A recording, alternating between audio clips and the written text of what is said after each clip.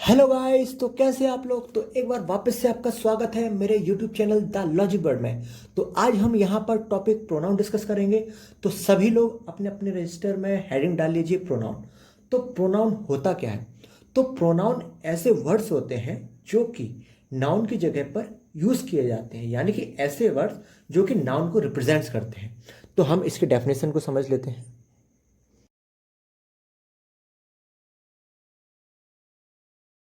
Words जो कि noun को रिप्रेजेंट करें उन्हें हम क्या कहते हैं, प्रोनाउन।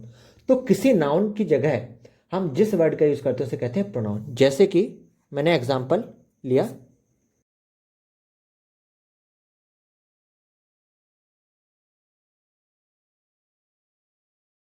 मैंने एग्जांपल लिखा, Ram is a teacher, he is a good cricket, he is a cricketer. अब यहां पे जो नाम है ये आपका क्या है, नाउन है। और यहां पे ये जो ही है, ही आपका क्या है, प्रोनाउन। अब ध्यान देने वाली बात यह है कि ये जो ही है ये किसकी जगह हम यूज कर रहे हैं, राम की जगह पे। और ही है क्या, ये आपका प्रोनाउन है। यानी कि ऐसा वर्ड, और ये राम क्या है, नाउन है। तो ऐसा वर्ड जो कि किसी नाउन की जगह पे यूज किया जाता है उसे हम क्या कहते हैं, प्रोनाउन। अब इन प्रोनाउंस के कुछ टाइप्स होते हैं, तो चलिए उस टाइप को हम समझते हैं। तो सभी हेडिंग डाल लीजिए, टाइप्स ऑफ प्रोनाउन। तो इसमें सबसे पहला जो टाइप आता है वो है आपका पर्सनल प्रोनाउन। अब ऐसे प्रोनाउन जो कि पर्सन के लिए यूज हो। लोकल लैंग्वेज में पर्सन का मतलब होता है व्यक्ति, लेकिन जब हम लैंग्वेज पढ़ते हैं तो लैंग्वेज में जो हम कहते हैं पर्सन, तो यहां पर्सन से मतलब होता है द रोल ऑफ समवन और समथिंग इन अ कन्वर्सेशन। तो यहां पर्सनल प्रोनाउन पर्सन से क्या मतलब होता है,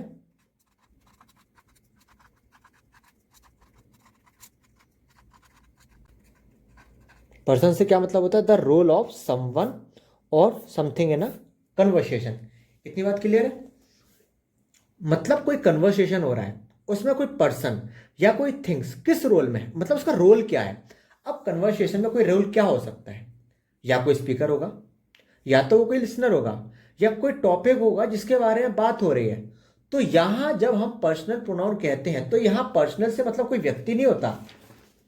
यहां लैंग्वेज में पर्सनल से मतलब होता है ऐसा पर्सन जिसका रोल किसी कन्वर्सेशन में या तो स्पीकर होगा, या वो लिसनर होगा, या वो टॉपिक होगा जिसके बारे में बात हो रही है। जैसे जैसे कि अगर कोई पर्सन किसी कन्वर्सेशन में स्पीकर के रोल में है तो उसे हम क्या कहते हैं, फर्स्ट पर्सन। उसे हम क्या कहते हैं, फर्स्ट पर्सन। किसे कहते हैं, जिसका रोल किसी कन्वर्सेशन में स्पीकर के रोल में होता है उसे हम फर्स्ट पर्सन कहते हैं। उसी तरीके से अगर किसी पर्सन का रोल किसी कन्वर्सेशन में लिसनर के रूप में होता है तो उसे हम क्या कहते हैं, सेकंड पर्सन कहते हैं। यानी कि सेकंड पर्सन किसे कहते हैं, जिसका रोल किसी कन्वर्सेशन में लिसनर के रोल में होता है। अब इसी तरीके से अगर कोई पर्सन किसी कन्वर्सेशन में ना तो स्पीकर है ना ही लिसनर है, लेकिन उसके बारे में बात हो रही है, कोई टॉपिक है, तो उसे हम क्या कहेंगे, उसे हम कहेंगे थर्ड पर्सन, जिसके बारे में बात हो रही है, यानी कि the topic which is talked about. Okay.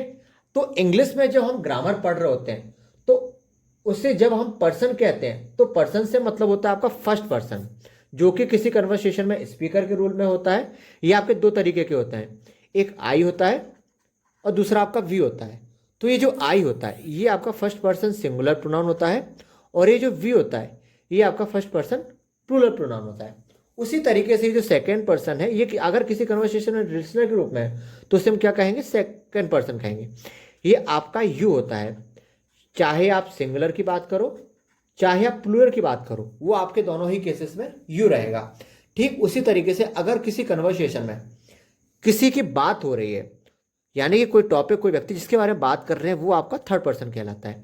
ये आपका ही होता है, सी होता है, इट होता है, दे होता है। ये जो ही सी इट है ये आपके सिंगुलर के लिए यूज होते हैं, और ये जो आपका दे है ये आपके प्लूरल के रूप में यूज होता है। ये जो ही है ये आपका मस्कुलिन जेंडर के यूज होगा, ये सी है ये फेमिनिन जेंडर के यूज होगा, ये जो इट है ये आपका नॉन लिविंग थिंग्स के लिए यूज होता है, और ये जो दे आपका प्लूरल के रूप में यूज होता है।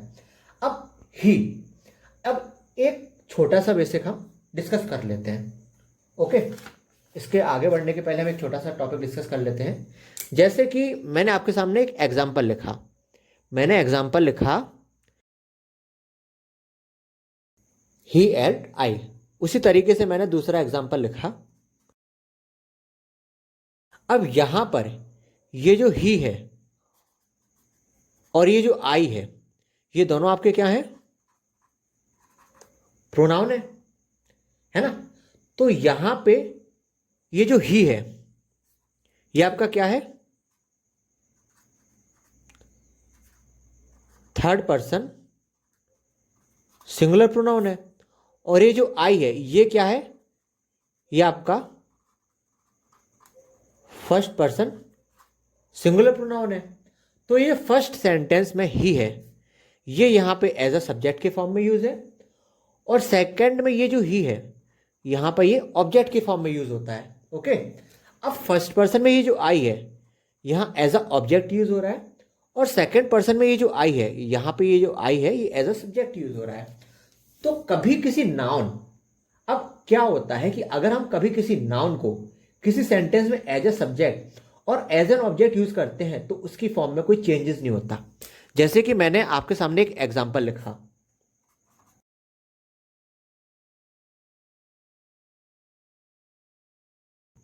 तो यहां पे ये जो फर्स्ट सेंटेंस में यहां राम आपका क्या है, एज अ सब्जेक्ट है, और सेकंड में आपका राम क्या है, एज एन ऑब्जेक्ट। यानी कि राम फर्स्ट में सब्जेक्ट है, सेकंड में ऑब्जेक्ट, यानी कि सब्जेक्ट हो या ऑब्जेक्ट हो किसी नाउन की चेंज में, जब वो एज अ सब्जेक्ट यूज हो या एज अ ऑब्जेक्ट यूज हो तो उसकी फॉर्म में नो चेंज होता है। ओके, कोई चेंजेस नहीं होता है।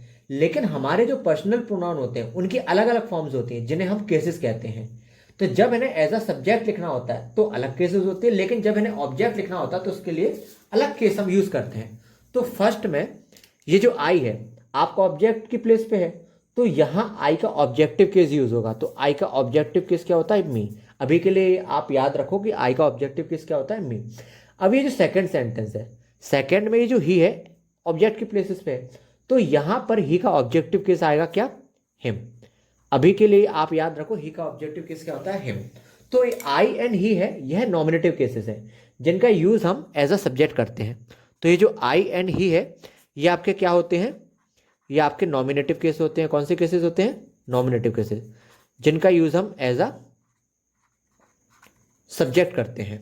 ओके, तो अब इसके आगे ये जो इसकी फॉर्म्स होती हैं वो हम आपको नेक्स्ट लेक्चर में डिस्कस करेंगे। तो होप सो अभी तक मैंने आपके सामने जितना समझाया है तो आपको ये बात क्लियर हुई होगी। सो अगर किसी को कोई डाउट रह जाए तो आप कमेंट सेक्शन में उसको लीव कर दीजिएगा। सो अभी के लिए thank you, tata, bye bye.